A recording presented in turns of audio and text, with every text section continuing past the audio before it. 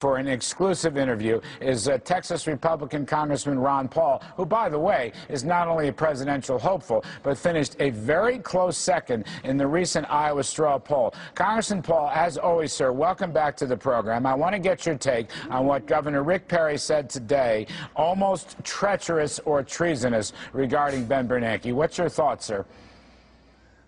Well, those were pretty strong words, but, you know, the founders felt pretty strongly about counterfeiting. I wouldn't call it treasonous, but I would call what our Federal Reserve does morally equivalent to counterfeiting, because they create money out of thin air and they give us our problems.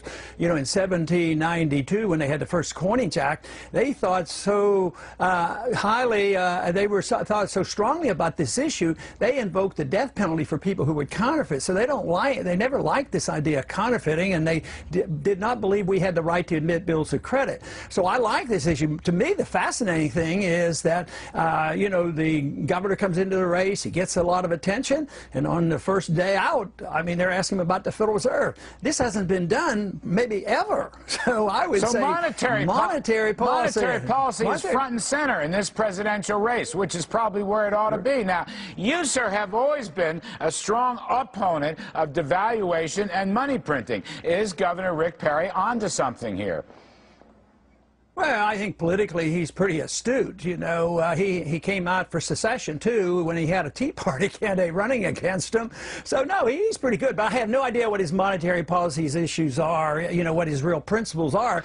But I do know that, you know, that the fact that he came out and didn't say, hey, lay off the Fed, Fed's my friend, which means it's a turning on this whole issue of monetary policy. And you're right. I was motivated in the 1970s. Because the handwriting was written on the wall for me 40 years ago, and we just, you know, sort of celebrated that date 40 years ago when the Bretton Woods ended. So that was a signal to me that the dollar was doomed. And just look now, it used to be 1/35 of an ounce of gold. Now it's almost 1/1800th of an ounce of gold. So we have a very weak currency, and Larry, I agree with you wholeheartedly. You need strong currency. This whole idea that a weak currency is healthy for the economy. You need a strong currency, but you need to invite capital. If you're not going to allow the press to mess up the deal with capital and pretend they can get capital out of the printing press, you got to get our capital back home, which means you got to get rid of these taxes on capital, and then I think we could thrive again. But we're not on the verge of doing it, but I think we're going in the right direction,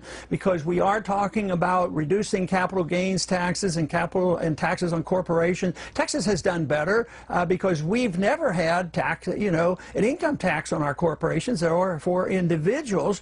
And I think that's very, very good. And Congressman, let me just ask you, another one of your opponents in the presidential sweepstakes is Governor Mitt Romney. Now, I'm not taking sides here. I just want to note, when I interviewed Governor Romney back in April, I asked him specifically about Federal Reserve policies, about QE2, and I asked him about dollar depreciation.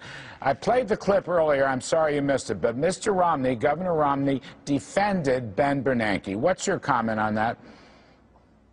Well, that would tell you where he's coming from, as a very establishment economic position, and therefore he wouldn't be arguing the case for hard money or sound money or a strong currency.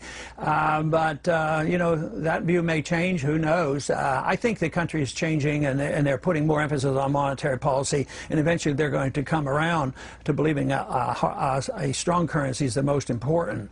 But I don't know. I've never discussed it with Mr. Romney about his monetary policies. All right, Congressman Ron Paul, we appreciate your time.